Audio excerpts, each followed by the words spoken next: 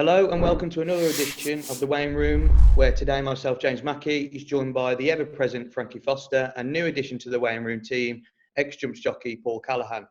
How are we, gents? We had a good week, Frankie. I know you're in Portugal today. How's things going there? Yeah, not bad. Set myself up in the sun trying to find some festival winners, basically. last little squeak of a holiday before racing goes nuts. So, yeah, just a cheap getaway, really. I'm set up camping in Airbnb in town and had a few beers and looked at the cards this week mostly. So I'm all good, mate. Lovely. Paul, how are you? Yeah, I'm very good now. Not as exotic as Frankie, but I'm in a sunny Dundalk at the minute. Not as warm as Portugal, but it'll do rightly for now. Weighing room around the world, eh? Dundalk to Portugal to where are you, James? Manchester. So Manchester, Dundalk, and Portugal, doing it all over. So today we're slightly changing tack to how the previous Weighing Room podcasts have gone. We're now looking ahead. We're not looking ahead to the weekend's racing, and instead focusing on the Cheltenham Festival with just over 1 week away until the big 4 days. So having already covered the big Grade 1 and 2 races in our Cheltenham preview shows, which you can check out on the Winners Enclosure YouTube channel, today we are doing a handicap special with the weights and ratings being released earlier this week. We thought it was a perfect opportunity to get stuck into them. So we'll be going through them all with the lads offering up some selections to win each way and just generally talking through the markets as they are at the moment. So we're going to start with the first handicap race, which is the Ultima handicap chase over 3 mile, 1 furlong. And Paul, always a tricky contest, this one to get us going. Where have you been looking in the market? Well, I know Gordon Elliott has said this week that Death Duty seems to be, in his opinion, his best handicap horse going into the festival. He's rated 144. He's a nice handy weight at 10 stone 6, but it's another Elliott runner that I've sided with. I've sided with Muir, who has, I hope I'm getting the pronunciation right, but I hope it'll not slow him down anyway. He's rating a 146. Again, a nice handy weight at 10 stone 8. He finished third behind Death Duty in a Grand National trial at Punchestown last time out. He does have 7 lengths to find with a stable companion, and he only has 6 runs over fences, but he's by Yates, whose progeny generally tend to improve with time. He won a beginner's chase over, he doesn't have that much to find on Death Duty, so he does have a bit of stamina. He won a beginner's chase over 2 miles and 5.5 furlongs at Berryhouse on ground conditions that I think is going to be quite similar to what we'll get on Tuesday afternoon. He was third at the festival last year in the Martin Pipe, and I think that experience will stand him to good stead here. I think that should benefit him. I do always like to find horses in handicaps that have that just bit of match practice. Should be a bit more battle hardened than those that just lack experience. So a bit more value at the prices. I'm going to go with Gordon Elliott's Floater. I would have a slight question mark. Kim Bailey's runner, does he know at the minute sits top of the betting market, but he can be a little highly strung. He went down the post early last time out. He can be a little bit keen. We're going to have crowds back. It's going to be buzzing. Just David Bass is going to have a job to keep a lid on, does he know? So I think all things considered, it's Floater for me. I think with this race, you do want someone definitely who's going to stay the trip. Like looking at the market at the moment, as you say, does he know at the top of the market 8 to 1? Like Gordon Elliott said in the week, Death Duty is his best handicapped horse. Well, we'll see the proof in the pudding. That's a 9 to 1. Frontal Assault at 10 to 1, but that looks like it's going to the Kim Muir. And then you come into Lucinda Russell's horse, Courage Rambler, who looks a nice horse at 12 to 1, and Blue Air at 12 to 1 as well. Imperial Alcazar in there at 12s as well. So the only thing I would say about this race in the last few renewals is the English have actually had the upper hand over the Irish in this sort of race. So Frankie, where are you looking in this market at the moment? I mean, similar to what Paul said, it's hard to ignore Gordon coming out and saying he thinks Death Duty is his best handicapped chance. He's the man I'd be siding with over any other trainer for a handicap at Cheltenham, I think. And likewise, does he know? Do we know? Is there still question marks over if he runs or not? Does he know? Yeah, there's been question marks off the back of his winning the Grade 2, but I don't think he was hyped up too much compared to what they thought he was. So he could still end up here, but he would be near the top of the weight. So again, it's one of them, is he that good of a graded horse in a handicap compared to to others that have gone and done it at the Cheltenham Festival. So it's a bit of an unknown really still, but he's been at the top of the market, hasn't he? I think you'd have to give him a chance. Cheltenham form, I think it has looked strong. And when he was beaten, overturned, he just jumped poorly. But then next time out, when he went on to win after being beat, was it by 3 under 5 of Nichols? Looked very impressive. But Paul, you made a good point there, to be fair. When he was beaten, that was at the November meet when it was absolutely buzzing. And as you said, he gets a bit wound up. The festival is going to be November meet ×2, and it could be a bit much for him maybe. Just looking through his form, Frankie, like the biggest field that he's ran in is a field of 10 runners. So we only had 9 opponents. He's going to be might be a bit much for him. Yeah, like he's not going to get an easy time of it. There's going to be someone annoying him, hassling him at the front end, you'd imagine. But as I said, Bassey's going to have his job cut out, I think, just to keep a lid on him beforehand. Yeah, no, it's a fair point. One I looked at a bit of a price, which might not run, but maybe given that he fell at Kempton last weekend, Phoenix Way, JP has a decent record in this race, and I really fancied him to actually win at Kempton. And he came second at Ascot to Ansam. Similar tactics when he won next time out, was held up in behind, cruising, and then when he was beat by Ansam, just clattered the last. And if you look at the form alone, it doesn't do the run justice. He really was cruising, come up to the last and just kind of clattered it, and then proved himself next time out, beating Fanon Destrabal, who went on to, I think, come second in a graded race. And then at Kempton fell. He's got an entry in this and the National. I think he's beyond his mark of 146. It's just a question: does he run again? But that would probably be one I'd be having a look at if he is declared. Would be Phoenix Way. Yeah, like I said earlier, the English do have a better record in this race than the Irish over the recent times. So it might be a place to look. But again, you can never rule out the Irish. Like, look at last year, what happened. Another one I just want to mention quickly that's very interesting is Frodon. No one expected to see him in this race. We still don't know if he'll turn up, but Paul Nicholls doesn't usually pitch horses like this in to a handicap if they're not going to run them. Paul, would you say Frodon's best days are behind him, or do you think he's good enough to go and win this race? I'd like to catch him more towards the front end of the season. You know, I'm not quite sure.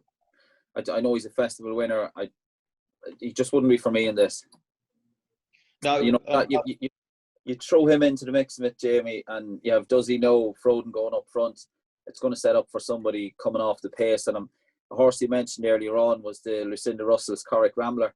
He's a horse that needs a lot to go right for him. You know, he's a hold-up performer. He's a bit of a tricky customer. I think when things go his way, he's a highly talented individual. And the fast pace of Frodon lines up here with Does He Know, there'll be a couple, you know, there'll be 5 or 6 more wanting to push the pace at the front. It might just set it up for the likes of Corrick Rambler. But for me, I'm with Gordon Elliott's Fleur at the minute. Yeah, both look solid picks. Obviously, if they both turn up, we're still just over a week away. But yeah, they both look like, well, definitely Fleur will stay the trip, being in a Grand National trial. You just wondered, don't you, whether they're saving for the Irish Grand National as well. But I think he could turn up here. So moving on to the second handicap on the Tuesday, and it's the Boodles handicap hurdle known as the Fred Winter. And this race over the years has really been a minefield for punters. We could stay all day talking about it, but the one at the top of the market that's really interesting is Gaelic Warrior. We haven't yet seen Gaelic Warrior run in England or Ireland, only ran in France 3 times. And currently, best price of 11-4 without being seen, getting a mark of 129 that many people think Gaelic Warrior is absolutely thrown in. The tide turns 11-2. Phil Dorr looks like it's going to the Triumph, but could squeak in here at 7-1. Champion Green for Joseph O'Brien at 8-1. Brazil for the same connections at 9-1, and also Ike Allen at 10-1. And another likeable one is Britska for Gordon Elliott at 12-1. So Frankie, we'll start with you on this one. Where are we looking? Because there's obviously still a lot of horses left in the market. But where do you think the value lies? I think the value's gone in the Mullins hype. You know, you see it every year, don't you? There'll be a quote from Mullins or somebody, that will be a one gem of a sentence which sends Twitter mad. And maybe everybody has got a bit carried away when they said it's full steam ahead for the Boodles with Gaelic Warrior. I'm looking at another JP horse actually, Brazil. Started on the flat and got a flat rating of 90, and then had a few hurdle runs which were not very impressive. He wouldn't have caught your eye, that's for sure, in his first starts. But it just looked like he was gaining a bit of racing experience, and it weren't really the hottest of races. I think they were just kind of getting him over his hurdles and polishing up his hurdling. He came fourth behind the Tide Terms, who's a little bit ahead of him in the market.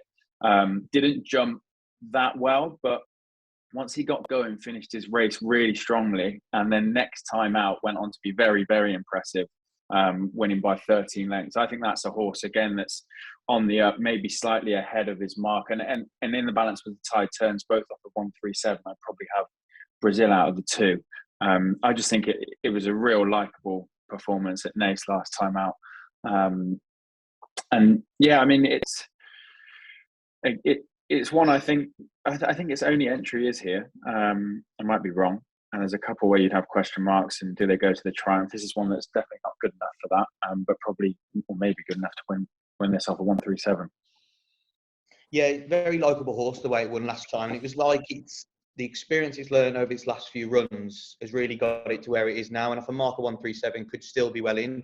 I think at the time. I think like I said, those first couple of runs over hurdles, it didn't look to be racing as such. It looked to just be gaining experience. And then the last two times out, it has come on a lot.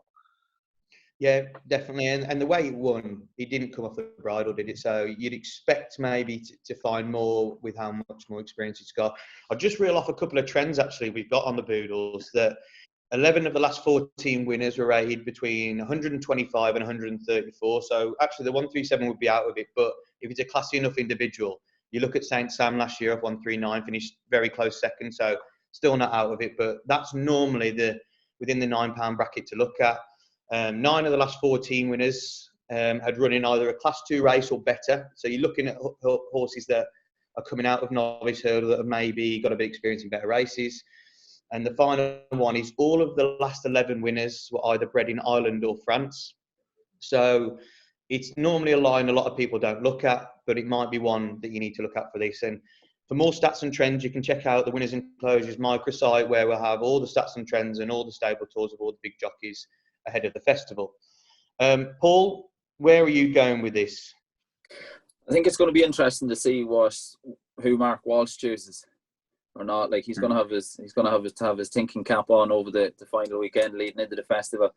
You know, Keir Allen was a good winner last time out, but slight concern for me with Gaelic Warrior is that he hasn't had any runs, you know, in Ireland. That the French hurdles are a little bit different, and French horses, when they come over to Ireland or England, they can be a little bit fresh at the start. They can race a little bit keenly. In France, I don't know what it is, but my experience dealing with French horses, it generally takes them a couple of runs just to settle into it. So that would be a little bit of a concern, although James Reevely has ridden him in all 3 runs in France, so there'd be no better judge. Like he's ridden in Ireland, England and France, so I'm sure that the Mullins camp will obviously have that covered. I've come down on the side tentative selection with the Joseph O'Brien trained Champion Green, who made all. He had a bit more of a pleasant experience last time out when he made all to win at Naas. He won his maiden hurdle at Naas. He can race a bit keen. He was quite keen the race before that when the saddle slipped, but he does have the benefit of, he's a flat. He's a number of runs on the flat, but all his runs over jumps. Like when you're looking at the field sizes, 18 runners, 15 runners, you kind of discount punches down those 20 lined up on that occasion, and he was a good winner, albeit an odds-on favourite at Naas last time out. He probably will need to take another step forward, but hopefully that run at Naas last time out will just have given him a bit of confidence, and he could be one to build on that. Yeah, definitely. With the Joseph O'Brien angle into this race, I always think of like Sir Eric, obviously passed away in the Triumph, but I always think when a horse comes from the flat to Joseph O'Brien and in the JP colours, you've always got to take notice. And it looks like all season with Champion Green, they've been setting it up, and it's always been backed in to win. And I think the time, like Joseph O'Brien's brilliant at getting ready for these types of events. And I think definitely with extra place on offer, it could be a nice, really nice each way bet. Was there anyone else, Frankie, Paul, that you looked at and thought at big prices could do well? Well, it was all of JP's really. It is, like, and the tide turns, but that's not a bigger price. It's shorter than Brazil, but they've got a little bit of form that matches up. The tide turns went on to run in a grade 3 behind Teahuku Calixios after. Well, actually, saying that, it came fourth behind all of the triumphs. So you've got Vaughan Banfield, Doyle Thompson, and the tide turns in fourth. So if you're looking at a horse that's not quite making it to the triumph, but might have a chance here off of the mark, and that might be another angle into it. But yeah, I was kind of matching up those two, the tide turns in Brazil. I think just going back to the point on Gaelic Warrior that Paul was mentioning, I remember at the start of the season, Time Hill went over to France, and jumping French hurdles compared to Irish and British hurdles, very different.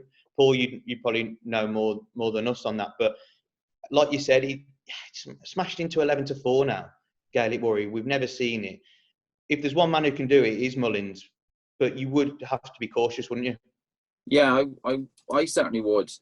Not all French horses, but most of them just would tend to take a couple of runs just to settle down. We'd race a little bit different in Ireland, England, than that in France. So it's just, that's going to take a bit of adjusting. You'd imagine, the team are going to have them well schooled. I'd imagine they would have had not schooling races, but they certainly would have galloped them in a bunch.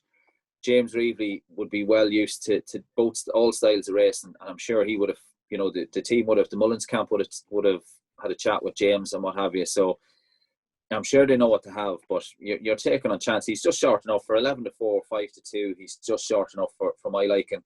There was another horse that I really liked. I don't think he'd be sharp enough to win this, however, but maybe one going forward is Petite Toner, who won at Market Raising last time out. He's unbeaten in 3 starts over hurdles, but he got the hang of things. He done it a bit better than the winning distance might suggest. He won a 3-runner race at Market Raising last time out. He got the better of Presuming Ed from the Adam West yard, who was back in second, but he hit the line really strong, and he got caught for pace on the run from the second last hurdle to the line, but he was putting plenty of daylight between himself and the second. Those 2.5 lengths were put between himself and the second on the run from the last hurdle to the line, and he just might be one. I don't think he'll be sharp enough to win this, but I think going forward he might be one that just might develop into quite a nice horse in the future. And I'm going to have to give Noel Mead's Ben Seagal a mention. He was a good winner of a 3-year-old hurdle at Punchestown on his first start. Disappointed since he beat 3 home, finished 6-9 in a grade 1 behind Vauban at the Dublin Racing Festival. He might be one at a bit of a price if you were having a small each way wager on something, Ben Seagal, in the Noel Mead camp. I think just going back to Petite Toner, I think what I liked about its performance last time out is I almost thought that John Joe kept a bit in him. I felt like he rode him to go and win the race, but not go and win by too much. I thought it was quite clever riding. I thought there was a lot more to come from that horse. But the only problem you probably have now, of what 138, I think it is, it might end up being top weight. Yeah, he's 11-6 at the minute. Like, he's unbeaten in 3 starts, but as you said, it was more an educational ride that he got. Like, I don't think he picked the stick up. It was just he changed his hands and went through the motions. And I just think 2.5. I think he'll be a nicer horse. I think stepping up in trip. I think 2.5, possibly 3 miles in time. I just thought he showed a lovely attitude. And as I said, like, he's bred, in the pedigree goes as far as the French bred that, to go as far as 2 mile and 6. So he'd probably want 3 miles in time. But nice horse, I thought, for the future. Yeah, definitely. But I do get what you're saying. This race might come a bit too soon, because you look at the top of the market and you look, Fildor probably not going. Care Allen is still up in the air, but I'd probably say favours it. It could be near the top, couldn't it? And even though Saint Sam ran a cracker last year, you have to be a similar style of horse to be top weight in a race like this. Look at Jeff Kidder last year, no 80-1, but it was off 125, and something might just come out the pack. That's what you worry about, but definitely a horse to follow for the future. I agree with that. So we're moving on to the second day, and the first handicap event on the second day is the Grade 3 Coral Cup over 2 mile 5. A race that's chucked out a lot of nice winners over the years. And at the top of the market is Good Risk It All at 8-1.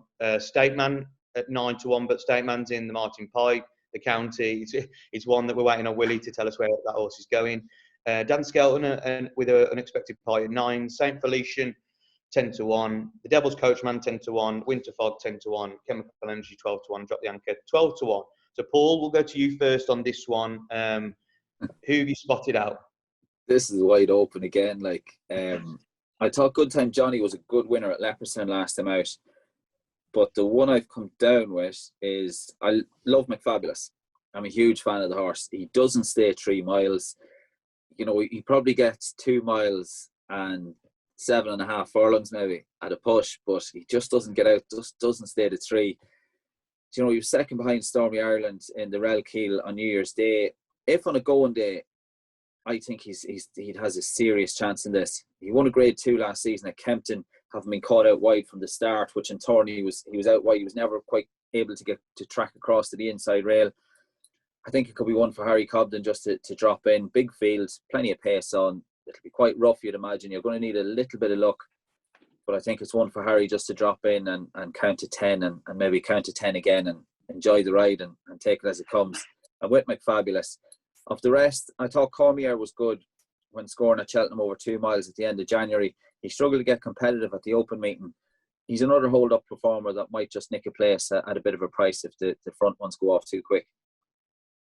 See, this is a race where, as you just mentioned, like with horses coming off the pace, it normally works. But you look at last year, don't you, with Heaven Help Us? That was just a bit of a freak performance.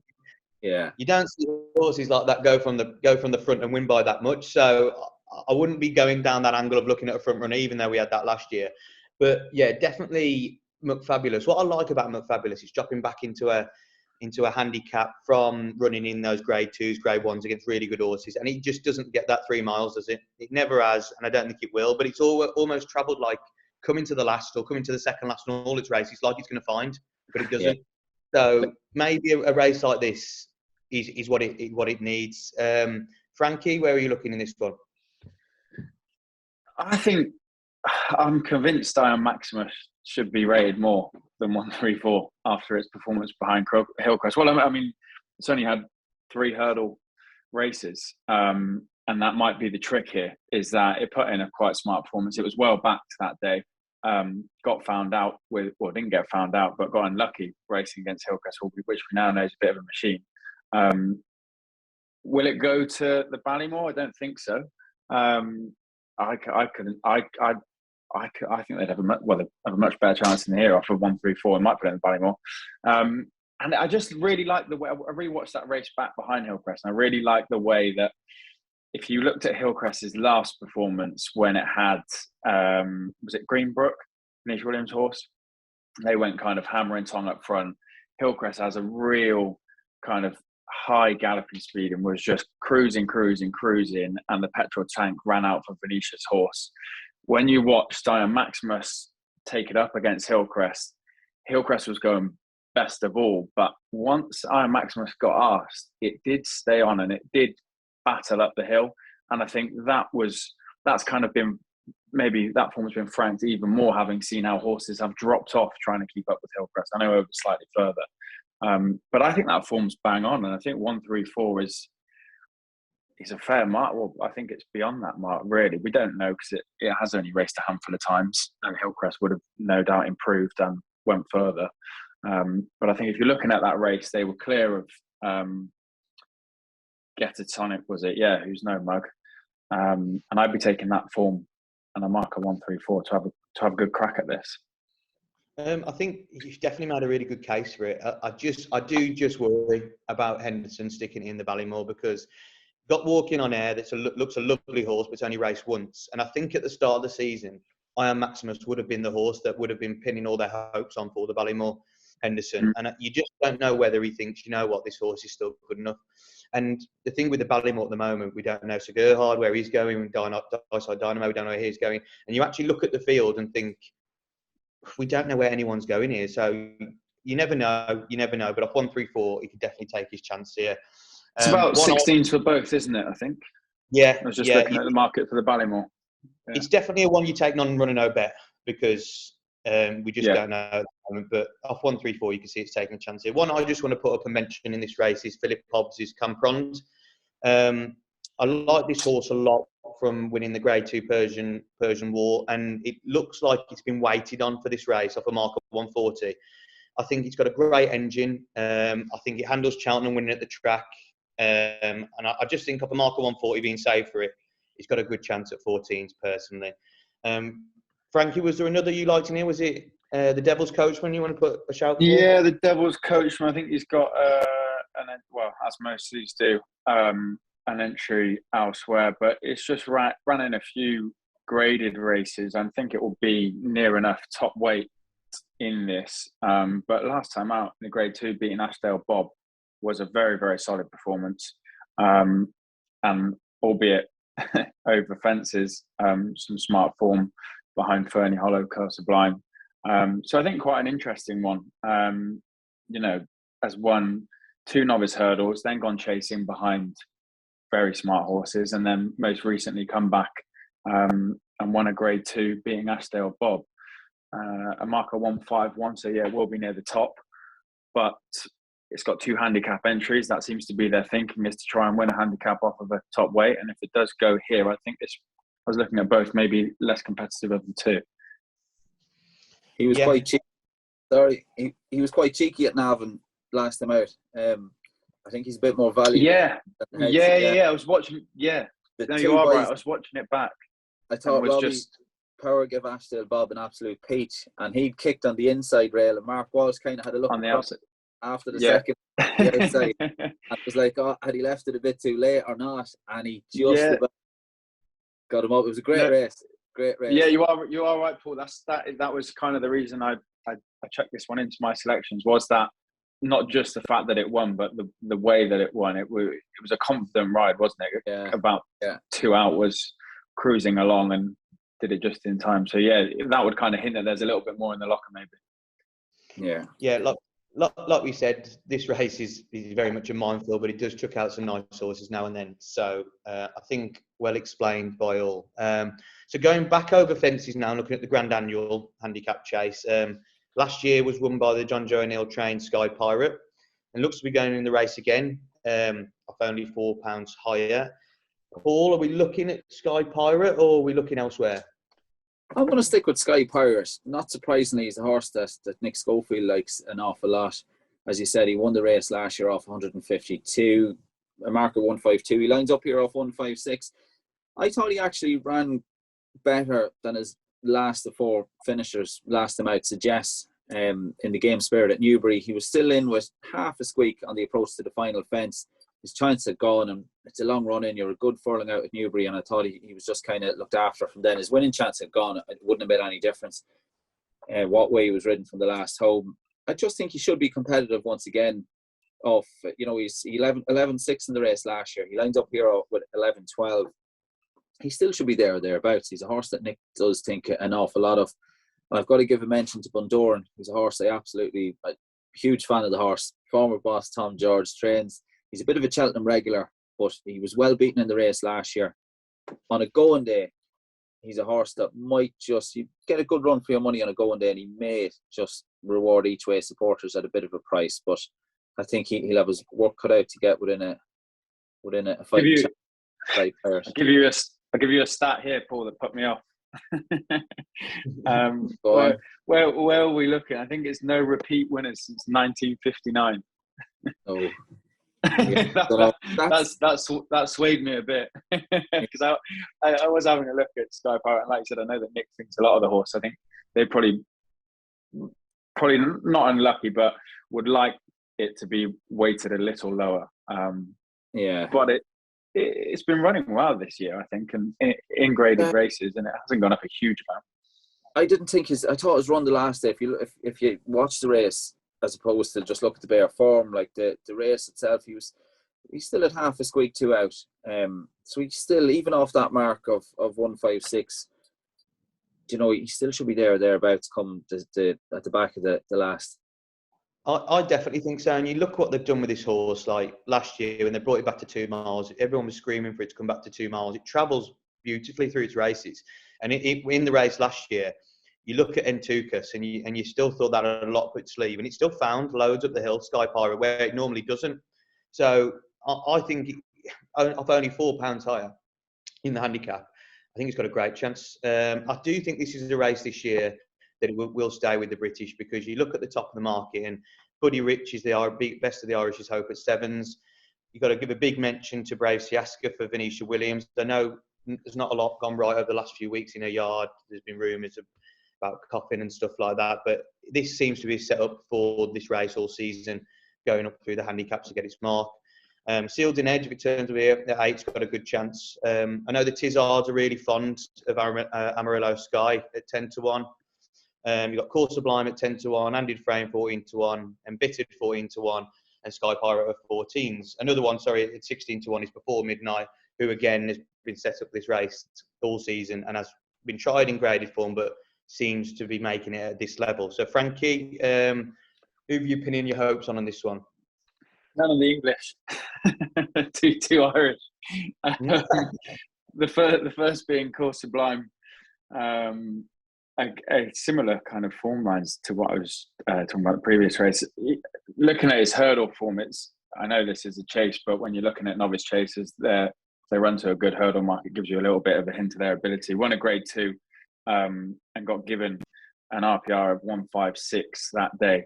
It's had 3 chase starts, and if I just click through them now, the first was 4 lengths behind Fernie Hollow, who would have been your Arkle banker. Next time, 3rd behind Fernie Hollow and Riviere de Tel. Now you're kind of Arkle second string, albeit 14 lengths for fairly well beaten. And then went on to win a kind of lesser race last time out, very impressively by 10 lengths. 151, so high enough in the weights, but it's been running in much smarter company. And that was, as a novice coming here with only 3 starts chasing, I think maybe that might work in his favour. So that was one I did like.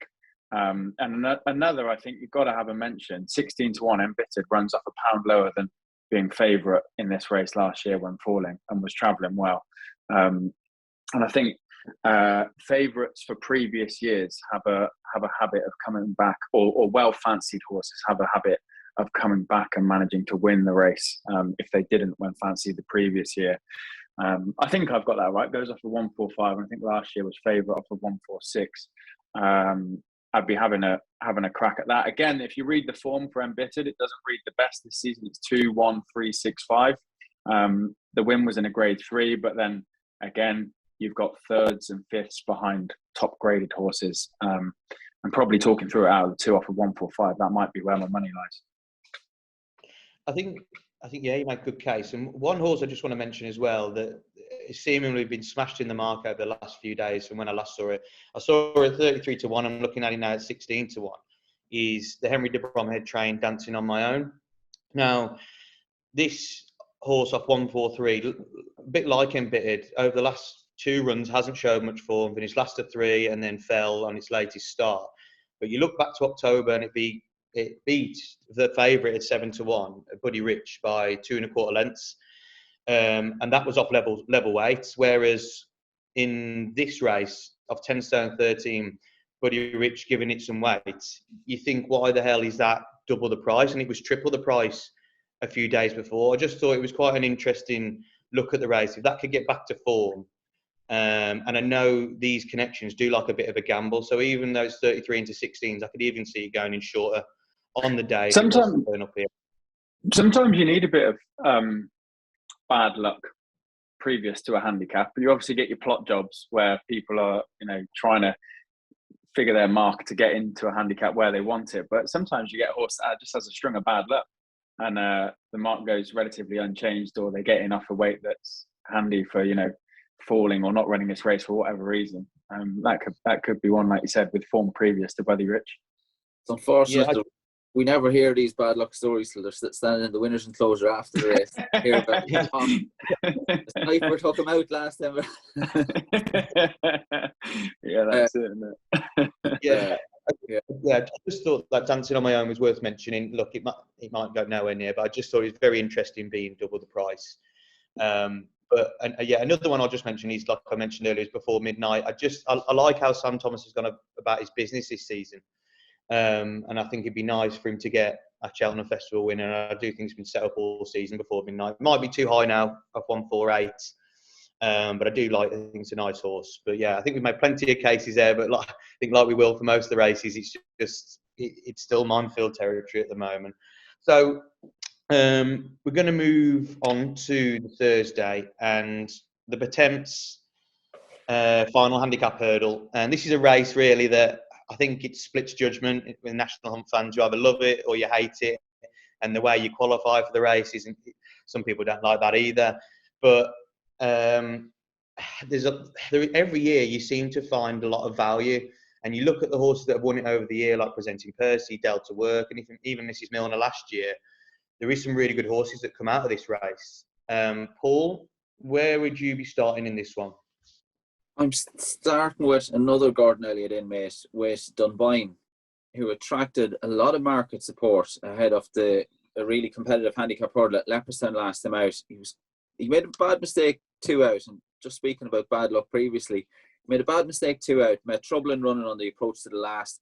Prior to that, despite suffering interference from a loose horse on the turn for home, he still managed to finish 5th in a qualifier for this race.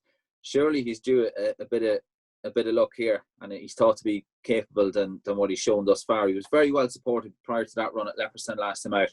So I'm going to take a chance on Dunboyne. He's rated 134. He's a handy weight of 10 stone 4. So he should be there or thereabouts with a clear run. At a bit of a price, Honest Vic might just give you a bit of a run for your money at a bit of a price for Henry Daly. Has bits and bobs of form to maybe sneak a place at decent odds. But it's Dunboyne for me for the win. Yeah, Dunboyne's a horse that here at the Winners' Enclosure we actually put up as our anti-post tip for the race. And we put it up straight after the Dublin Racing Festival. I was at the Dublin Race Course and I actually backed Dunboyne that day. And I couldn't believe it swinging round how much trouble it met. The race was done. But you then start looking ahead for races like this, and I think it'll get the 3 mile no problem, as you said, qualified in 5th. You've got to look at stuff like that with Elliott, doing it all in the past. And I really do like his chances, but I just don't want it to happen again, be another hard luck story. And in races like this, you can see it happening. I'll just mention some trends we have for the Pertemps. 9 of the last 11 winners were rated between 138 and 148. Even though last year Mrs. Milner didn't creep into this and was a bit of an anomaly when it comes to that and was really well handicapped, you normally find the runners within that £10 bracket over the last few years. 9 of the last 10 winners were aged between 6 and 8, which is pretty self-explanatory. You don't expect a 9 or 10-year-old to go and win this race. And 10 of the last 15 winners finished in the first 4 on their prep run for the festival. So again, a nice trend. And like I mentioned earlier, you can find all these key trends for all the big races for the festival on our Cheltenham Festival micro site. So, Frankie, where are you looking in the Pertemps? I'm a bit clueless on this, to be honest. I was just going to ask you to read out the weights again for the trends. And I'll just find one between those. One 138. All right, that's what it says. What 138 and 148, did you say? Yeah. Well, I'm in on 2 that I had a quick look at then. Oh no, Volcano's slightly out. I was looking for an Elliott runner, really. He's had 9 runners between 2017 and 2020. 3 have won and 6 have placed. So he goes well in this, and I was pretty much trying to sieve through his runners. I like the look of Volcano. And it's one that, again, if you read form, the last 3 races, 4th, 9th, and 6th, a bit of a tongue twister there. It's doesn't look the best, but a lot of these races are closer than numbers might suggest, especially as most recent 4th. It pretty much, 4 in a row coming to the line, and even coming 9th. It wasn't miles off the pace. I think he's been running decent enough races. Again, I was just trying to sieve out an Elliott horse, so that would probably be my selection. The other I liked until I watched the Dublin Racing Festival replay was Panda Boy. Won a 3 miler on soft ground quite impressively at Leopardstown, but then at the Dublin Racing Festival in that same race where you were talking about Dunboyne hitting a lot of trouble, I don't think this horse, Panda Boy, had a lot of excuses. It was, off the bridle, coming around the bend when others were sat pretty quietly. And I'm just watching that back.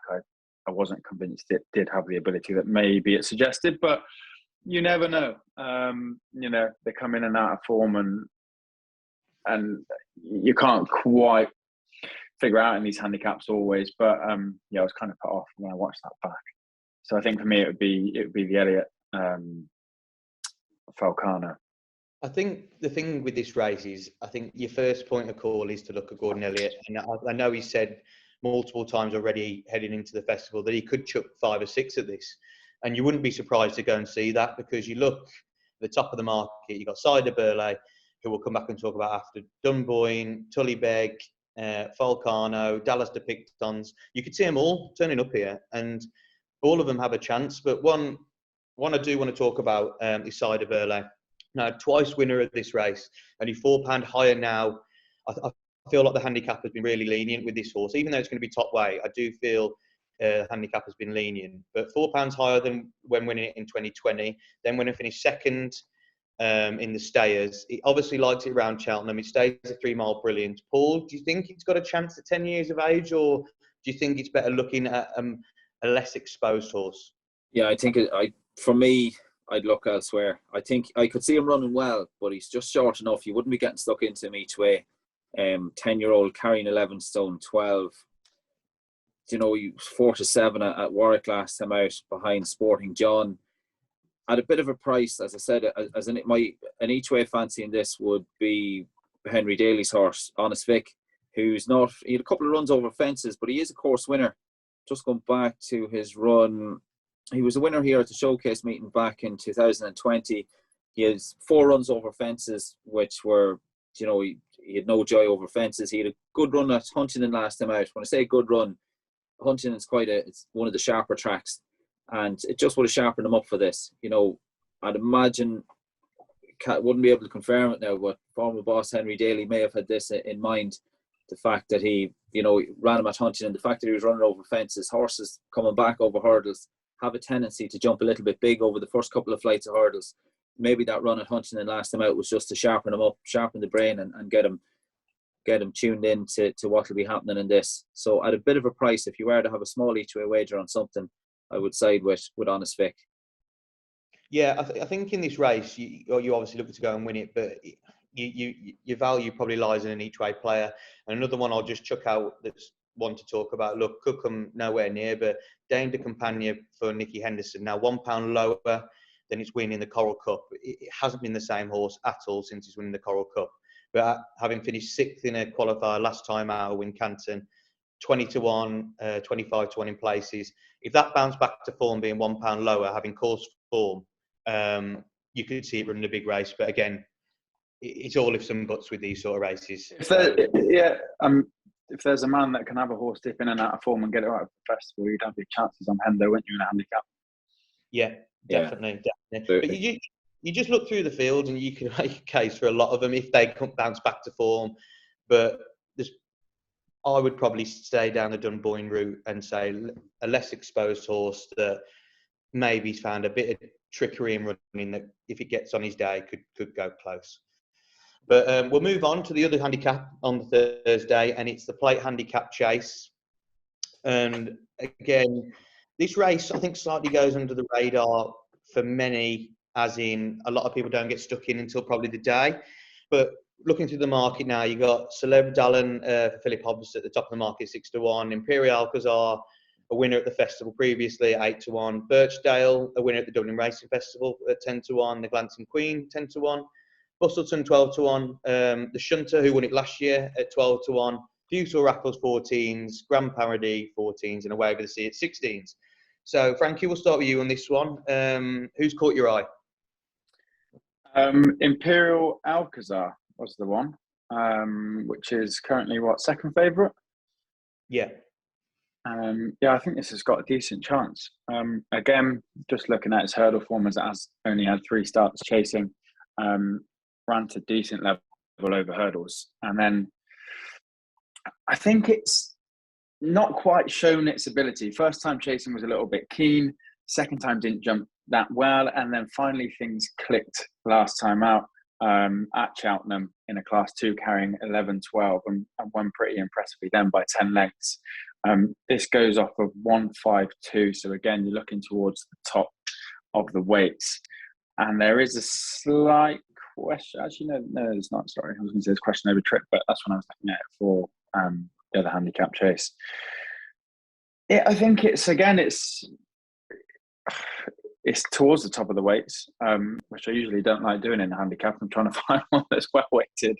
But it's one that's on a steep upward curve, around to decent level hurdling. Once it's got its fences right, it's looked impressive. Can it handle the weight is the question.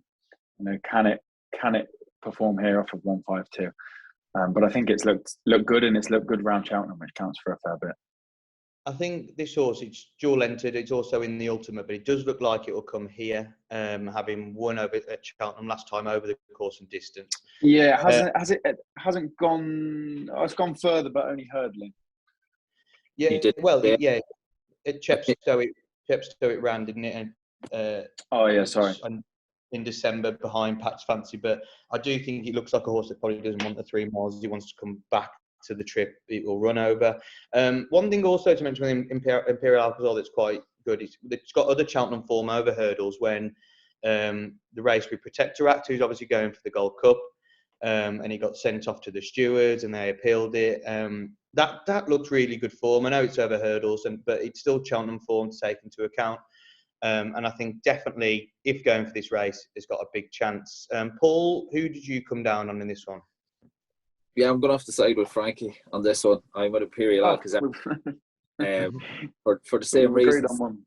Yeah, I think he's at his ideal trip. He doesn't stay the 3 miles. He got found out over 3 miles back, and even at Haydock, come back to his hurdling form. I think in a graded race in November 2020. I actually invested in him that day, so I was That's why you're backing him. Yeah, I'm going to stick with it. He's a horse I love. I absolutely love him. And he came out. He won a decent qualifier for the Pertemps on his next start at Warwick, and then he just didn't perform at Cheltenham then in the Pertemps final. Albeit that was back over 3 miles. So his best form was at this trip. He jumped well last time out. I thought he looked a bit of a monster. He carried 11 stone 12, albeit in a lesser class race. But the time of that race was a little slower, about 9 seconds slower than standard, or just below that. So it was quite a decent time. I think if he runs to that level again, even with the weight that he has, I think he's 11 stone 9 in this, he has to be there or thereabouts. And it should be a nice confidence booster. As Frankie mentioned, his jumping at Chepstow 2 starts back. It lacked fluency and what have you. So I can only guess maybe the trainer was doing a bit of schooling with him in his own time, that maybe the trainer had to sit on him and give him a couple of pops over fences to sharpen him up, and that paid dividends last time out. But a nice confidence booster last time out. He'll have a confident Paddy Brennan on board. So it's Imperial Alcazar for me as well. In form at Cheltenham as well, aren't they, this year? Yeah, absolutely. It's a meeting, I'd imagine, at the local track that they'd love to target. Yeah, definitely. So 2 votes for Imperial Alcazar, and just one I want to talk about before we move on to the next race is the favourite, Celeb Dallon for Phillip Pobbs. This horse is been running over fences in France, came over running hurdles, running really well over hurdles, and then last time at Warwick, running quite a competitive race, quite a competitive handicap, and even though winning by only half a length, when you watch the race back, it actually won quite comfortably. I think it's got more in its mark. Obviously, it's favourite 6-1, but are you worried, like from the Imperial Alcazar camp, are you worried that this horse could just be a bit special? Yeah, it's hard to knock on what he's done so far. You'd just be hoping that he hasn't peaked too soon. It's going to be a cracking training performance that if the Hobbs team can keep him unbeaten this season, including a Cheltenham Festival win, that'd be something else. That'd be your only thing that you just would have liked to see him. 4 handicaps on the bounce, with the 4th being Cheltenham's a big ask, isn't it? Yeah. I think, another thing is 10 years of age, even though it hasn't raced that many times in Britain, you don't really see horses at 10 years of age go and win a handicap like this, even though it's off a nice marker 141. You just don't know. And you'd probably, as favourites goes, be taking it on, wouldn't you? But I do think it's a nice horse. And like you said, might have just peaked too soon. But so Imperial Alcazar for the lads in that. So we move on. So actually, the last one on the Thursday is the Kim West Court Wild Away, James. Oh, Big yeah. price winner. If it wins, you can crop it in and make it look like I know what I'm on about. Yeah. Put your case forward for West Court Wild Away. 25 to 1. 25 to 1. I mean, he fell on his first chase start, won the next, and actually looked pretty decent beating the Boss's Oscar. And then it ran in that strange race behind Bob Ollinger and Capodanno when they had 2 fences omitted. And I think when you watch that and as they go past the 2 fences that got taken out, they just pick up a bit of speed, these classy horses, and get him in a bit of trouble. And he doesn't actually jump the next fence that he comes to too well, because I think he's a bit cooked by that point. But I think the fact that they ran him in that race, in a graded race, and off of the back of his win the time before, 141, isn't a bad mark. Again, looking for one of these kind of novice chasers that has maybe been slightly unfortunate or ran in better races and looked to be worse than maybe what it is in a handicap. This could be one price off of 141. Yeah, sorry, I nearly robbed you of a big price winner there if that wins. No, that'd be great to see the winners. And like you say, you almost do want to look for something that might have been missed out because, like Paul O'Flynn, not obviously the biggest trainer in the world, people might look over him. He might even get bigger prices on the day because of that. People wanting to go for Elliott, the Mullins, people like that. So yeah, a 25 to 1, definitely worth an each way shout. But so now we'll move on to the Kim Muir over 3 mile 2. And last year, this was probably one of the biggest 4 o'clock job in Mount Ida, winning Denise Foster at the time. A very, very strange race. And Jack Kennedy at one point looked like he was going to pull up the horse. But this sort of race has seen horses come in that are very unknown to the handicapper and get a much lighter weight than what they should do. Paul, where are you looking here in the Kim Muir? Oh, I quite like Henry de Bromhead's Ain't That a Shame. I thought beating favourite at Navan last time out, but behind the end of Bulger Train, Champagne Platinum, he was caught out wide throughout. And I wonder if Rachel Blackmore had another crack at it, she may just have delayed her challenge another half a furlong or so. He was only just caught close home. It's quite a stiff uphill finish at Navan, but however, riding on field, Rachel kicked on. She was right to do it in the moment, and unfortunately on the day it didn't pay off. He's probably a shade unlucky that he hasn't won victory beside his name over fences. I would also keep Schoolboy Hours for Noel Mead as one in there. He's well related. He's from the family of Finney and Oscar, and he probably just hasn't reached the heights that he showed. I know he's a horse that they thought quite a lot of him in his bumper days, and he just hasn't fulfilled the potential to date. He was a good winner last time out of a competitive handicap at Leopardstown over the Christmas period. So he's the type of horse that might just, with confidence, he might just be able to kick on from that success. I'd also keep an eye on whatever Will Biddick is riding. I think he's a top class amateur either side of the Irish Sea. I know Jamie Codd and Derek O'Connor over here and Nina and what have you, Katie before that, but Will Biddick is an amateur rider that I rode against him. He's brilliant. He's a Cheltenham Festival winning jockey. He stands well over 6 foot, and he's quite a broad fella. Like he could line out on a rugby team. Like he's athletically built. He's a big lad. He's an exceptional rider. So I would keep an eye on whatever Will is jocked up on. But I'm gonna stick with the Kilmessan trainer Matthew Smith with Minds Made Up, who was second in an amateur chase at the open meeting under Finney Mcguire, and he hasn't been seen since. I'm going to guess that he's been kept fresh with this race in mind. I think he'll outrun his odds. He's round about the 25 to 1 mark or so. Finney Mcguire, there's links there. Matthew Smith's based in Kilmessan. Finney's father, Adrian, is from Kilmessan, so I'd imagine this could have been a plot from some time ago. So I think Minds Made Up will outrun his odds. Well, you've given us half the field there. You spread your bets. That's usually what I do. it is really interesting that mine's made up, you know, because obviously getting these little nuggets of information about Irish horses that probably the British don't know is very nice, because at 25 to 1, like if I was looking through that, because I don't know much probably as well as Irish people do about the Irish form, you'd maybe overlook horses like that in the market. So definitely worth a shout for that horse. Frankie, who are you looking at in the Muir? Ain't that a shame that Paul mentioned? I did like the look of. Again, if you look at its form, 22 lengths, yes, behind Galloping Deschamps, but you know, that's a very, very impressive horse. But if you look to third, it was 16 lengths clear of third.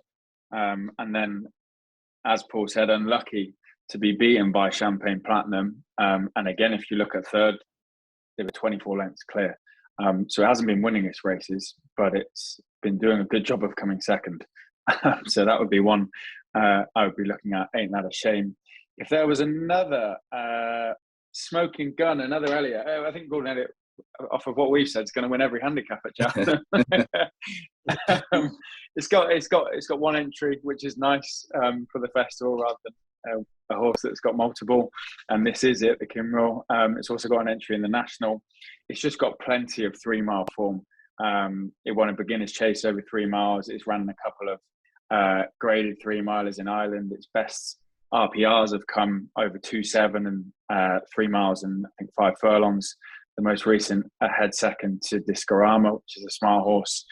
The only worry with it is it had a real poor patch of form, and whether this is to do with the ground or whether it's coincidence, but it all came on softer and heavy ground. It had a string of poor performances over heavy, soft to heavy, heavy, soft, soft to heavy. And then recently, as it's come back into form, it's been good ground, almost recently soft. So if it's a bog by Thursday, I'd probably be put off. But I think out of everything we spoke about, Smoking Gun would probably be one I quite like the look of.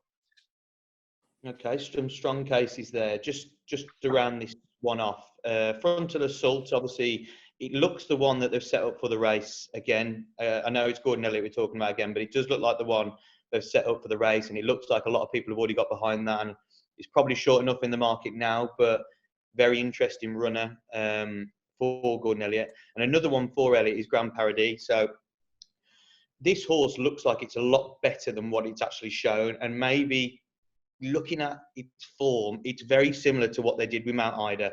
Run it over 2 mile 4, run it over 2 mile 5, and then go and let it go over 3 mile 2 and be a better horse. I just wonder whether they have been trying to keep this back for this race and trying to get a price on it, because it could be a really, really nice horse. And finally, a solid horse, maybe won't win it, but if you get some extra place on this race, I'd definitely be having to go each way, is Mr. Fog Patches. Already showed even further over the course and distance, running second to Commodore at the December meeting at Cheltenham. If you look at its form, it's always in the frame. He runs solid races, and it's still weighted to go well in this sort of race. So I thought those 3 were really interesting. If I was going to have a stab, I'd have a go at Grand Paradis, just off the back of what Elliott's done with these sort of horses before. But Mr. Fog Patches, from an each-way perspective, I don't think it's a bad play at all. So moving on to the Friday, and the county hurdle over 2 miles, 179 yards, is a race that's been an absolute minefield, I find. I know Mullins and Skelton have a great record in this race. Frankie, we'll start with you on this. Who are you looking at? Yeah, I took the same angle, trying to find an Irish trained horse, or looking at Dan Scout on the most obvious West Cork. I think my handicap brain was running out of steam by the time we got to these last 2. So maybe take whatever I say with it. Take whatever I say anyway with a pinch of salt. But I think, I was running out of handicap steam. I was looking at 3, Top Bandit, another Elliott horse, West Cork, the obvious one for Dan Skelton. I think I like to move it is probably where I settled, second behind Glory and Fortune. I thought that was a smart performance. Has Cheltenham form. I know that the Twist and Davis always are trying at Cheltenham and would love to get a winner here. Sam's in brilliant form this year as well. And I think 142 is pretty fair this horse, whereas maybe West Cork's maybe been slightly found out for its winning that handicap at Cheltenham earlier this year. I was umming and ahhing between the two, but I settled on I Like to Move It for the Twisters. Paul, where do you stand on this one? I am going to side with an English runner. I'm going to side with Balco Coastal from the Henderson team. I thought he was a good winner at Ludlow and Huntingdon in races that you may question the form. It was over 2 miles, but the times of the race were a little under 9 seconds below standard. So they were quite respectable times. He had no more to give when finishing second over 2.5 miles behind North Lodge at the end of January. That was the race, of course, that Hillcrest got taken out of it on the first hurdle down the back. The Mystic held off quite a run to the first hurdle. I think to drop back to 2 miles will suit. A fastly run 2 mile, I think, is ideal. He's a handy weight at 10 stone 8 here off a marker 134. He's a hold-up horse, plenty of pace. He was a little, I wouldn't say he was overly keen over the 2.5 miles at Cheltenham last time out, but he was just doing a little bit too much. He was just in Nico's hands. You'd want to see him just relax a little bit better, and I think to drop back to 2, they'll go faster gallop, which will suit. So it's Balco Coastal for me. A horse that I'm going to give a shout to as well as the Lorna Fowler trained Colonel Mustard. He was third behind Sir Gerhard in a Grade 1 at the Dublin Racing Festival. Has a rating of 140, which I think is fair. Carries 11 stone here. Lorna Fowler is Lorna Bradburn. Lorna Bradburn was a former decent amateur rider. Her brother Mark Bradburn is a Cheltenham Festival winning jockey. So Colonel Mustard at a bit of a price might give you a run for your money, but Balco Coastal for the win. I'm just trying to do the maths, Paul, on the weights with I Like to Move It. I can't quite do it quick enough off the top of my head. I think Colonel Mustard ran off of 11 stone, and I Like to Move It went off of 11.5. I'm not sure what they're off. I haven't got them up in front of me, but there's a little bit of form mixed in with those two. Yeah. Have a look. What was I Like to Move It? I Like to Move It off 142, 11 stone 2 in this race. Oh yeah, 11.2 went off of 11.5, so £3, and then 140 off of 11. That's what. So you'd have I Like to Move It was a good 10 lengths back, but I think only gets £2. So probably your selection at the prices would be smarter for that form. Yeah, it was. She's a little over 10 lengths to find with Colonel Mustard, and I'd say Colonel Mustard has. I'm going to guess that he's improved from that run at Ascot. And at 16 is double the price. You'd probably put your money there, wouldn't you? Yeah, for that form anyway. They had just keep an eye. Lorna Fowler had a horse second in a bumper at Fairyhouse last weekend, which would have been the first weekend in March, last weekend in February, and I think it was around about 33-1 the night before, and it was sent off around about 8 or 10-1. There's a small yard based in Summerhill, just outside Summerhill, I think, on the Kildare Meath border, just on the Meath side. Small yard. Lorna does pretty well with the ammunition provided now. Yeah, Colonel Mustard has been a really, really nice horse this year, and I think if it was to win for such a small yard, it'd be a great occasion for the lot. I think just to mention a few more horses. One horse that I personally wouldn't want to turn up here because I backed him for the Martin Pipe is State Man. Hasn't run over 2 mile 4 yet for the Martin Pipe, but I just feel like it needs that bit extra, but could easily turn up here, and it is the favourite here at 7-1. The Top Bandit, like you mentioned, Frankie's definitely got a shout, already a winner at the course. Yeah, interesting one. That lots of bumpers to his name before going hurdling, and then 3 on the bounce, and one of which at Cheltenham. One horse that really, really does interest me in this race is Any Harm in Asking for John Joe O'Neill, and this horse, if you look at its point to point, is the only horse to beat Constitution Hill, and it beat. I was going to say, I thought it was that, yeah. So since then, its first 3 runs over hurdles, it looked like it needed to learn quite a lot. But ever since it started to click, and it's only been running at tracks like Catterick, Sedgefield when winning. Obviously not the most glamorous to look in when you're looking at a Cheltenham festival. But I just think this horse has bundles and bundles of talent, and off 137 could still be a much better horse. look, it might become a bit early in its career. It might be a bit early in its career, and it might be even better in the next few years. He's only 5 years of age, but I just think it's a horse to keep on the right side of going forwards. And I really do like that horse. But I know John Joe thinks a lot of that as well. Yeah, I think they're quite impressed with it. Looks a really nice horse. It's just flown under the radar a little bit. And for a horse, I know it's different in a point-to-point. Keeping up with Constitutional, you've got to be a bloody good horse to do that. So I would just keep an eye on that horse. Maybe not for this race, but just going forward. I think you're right there, James. You always tend to, especially when we've got so many to look at, you tend to get drawn to the horses you've either seen run most recently, or the ones that stand out because they've ran at Cheltenham or Dublin Racing Festival, for example. Whereas, as you said, running at Catterick and Sedgefield might not catch the eye of as many people. And that's why I might just sneak in. It's about 14, 16 to 1, and you might just be a really, really nice horse going forward. But like you mentioned earlier, West Cork 8 to 1. The Skeltons have definitely set this up for this race after winning the Greatwood. You look elsewhere in the market, and you've got a horse like Adamantly Chosen that's got some really nice form and won really well last time out. I know Mullins really likes putting a few into this race, so you wouldn't be surprised if one of his bigger price wins it. And another one just to mention is Carrera for Emmett Mullins. Was gambled on slightly at the Dublin Racing Festival in one of those handicaps, and finished off 5th or 6th, I think. And it's been given a really lenient mark, and I think that could win a big race. You know what the Emmett Mullins stable are like. They do like a gamble, and I definitely see this. So I think that's one to keep it out of. I don't see many Emmett Mullins horses that don't get gambled on, I'm sure. They get carried away. Spot one in the handicap and it shortens up, that's for sure. Yeah, it's just off such a low weight, and I don't look. I might be completely wrong, but I just think you've got to keep an eye on horses like that. But he might not get enough its mark. That's the only problem. So we'll have to wait and see.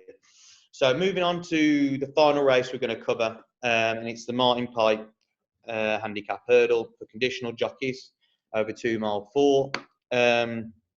At the top of the market, we got Langadan for Dan Skelton, finished second in the race last year, got beat by Galopin de Champs, and we never knew then how good a horse he could turn out to be. State Man here at 5 to 1. I'd love this horse to run in this race for obvious reasons. Another horse that's took the eye and seemed to be waiting on for this race is Chemical Energy at 10 to 1 for Gordon Elliott. We've got St. Felician 10 to 1, Good Risk It All 10 to 1, Deploy the Getaway 12 to 1, and Ard Hill, another one for Elliott that I thought might have gone for the Pertemps but hasn't qualified and looks to be going here if it does go at all at 14 to 1. So Paul, we'll go to you first. Another tricky one, but who have you come down on? I think if rain arrives between now and that Friday afternoon, I think Donald McCain's Richmond Lake could be interesting. Richmond Lake has been very consistent. There's very little miles on the clock. 2 victories from 5 starts on the rules, to go with 3 starts in, from 3, I think, in point to points. Was last seen finishing chasing home John Bon at Haydock. I think, as I said, if the rain arrives, Richmond Lake would be worth a shout. But a horse that I can't believe is prices, the Gordon Elliott trained Say Goodbye, who hasn't finished out of the first 3 in her last 6 starts, was second off a mark of 121, albeit in a mare's handicap hurdle at Leopardstown last time out behind Party Central. Lines up here against the boys off a mark of 133. Still has a handy weight of 10 stone 12. Surely she still should be in the mix off that, I think. Say Goodbye. Yeah, I think definitely I watched that horse at the Dublin Racing Festival, and it came from absolutely nowhere. And it was one to know, big price that day, and definitely one to know. And still looking at it off its mark of 133, I think that's very workable. I think it's a really good show, and I think it's one of them where with the Gordon Elliott stable, it can either go one or the other. He'll either drift out to 25s or it'll get back into about 8s. So and she has form on, she was second on heavy ground, second on good ground. You know, she's a winner on good ground at Bellewstown, which would be Bellewstown good ground to be nearly quicker. You know, it'd be almost, it mightn't be called good to firm, but you know, it's quite quick at Bellewstown. So she's versatile as far as the going is concerned, and I just can't believe she's around about the 20 to 1 mark, which I think is it's a bit of value, I think, anyway. Yeah, I would agree. Frankie, who did you come down on this one? Simple, isn't it? Langadan. it's the simple one, isn't it? Second to Galloping des Champs last year, £2 up, has been tucked away, having a nice time at home, comes here and wins. That's as far as I got. I think Langadan, and it has been heavily backed and been favoured for this race for a long, long time. If you go onto the Winners Enclosure YouTube channel, we did do our first edition of TDU Meets with Harry Skelton, and we did talk about this horse, and he did say that the run it had at Taunton, it would come on a hell of a lot for that, and you'd hope so from the way it ran there. But you just think it needs winding up a little bit, and they might have left it slightly too late, but if they've got it perfect, it's obviously got a really good chance again in this race. I just want to talk I think they'd be taking their chance, wouldn't they, to keep it marked where it is, and get it here in good form from a good training performance at home. Yeah, you just worry though, wouldn't you, if they've left it a little too late, like, and having that long off and then having a run within the space of 2 or 3 weeks again, you just slightly worry as a favourite backer. At the short price at 5:20, if they can get it back to where it was last year, and it probably needs to be, because you look, I'm a big fan of State Man. I know it's near the top of the market now. Luckily, I've got it at a bigger price, anti-post. Paul, have you looked at State Man? I know it's got a fall on its record, but I do think this horse could be much better than a marker 141. Yeah, I did. I looked at him, but I just think that for this, he was a good winner last time out. Probably the fall done him no harm at Leopardstown 2 starts ago. I just think at the prices, he's round about the 4-1 mark, and in a race as competitive as this, I'd be looking for a bit of value elsewhere. A win's a win if he gets, if you get involved at 4-1 and he wins, he'll be happy out. But I just think he's only had 3 runs over hurdles. He's going to have his mettle tested here. He's going to have to be fairly sharp. He still could win, but at 4-1, he wouldn't be for me in a race to this stature.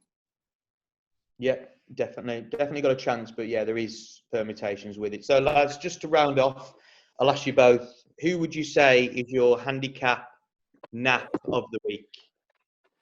Jesus. Well, Frankie, we'll start with you. If it doesn't go to the Ballymore, I am Maximus. Okay, and Paul? I'm going to side with Banker, Imperial Alcazar, and the Paddy Power Plate. Okay, lovely. And I'll chuck one in. I'll go with State Man in the Martin Pipe.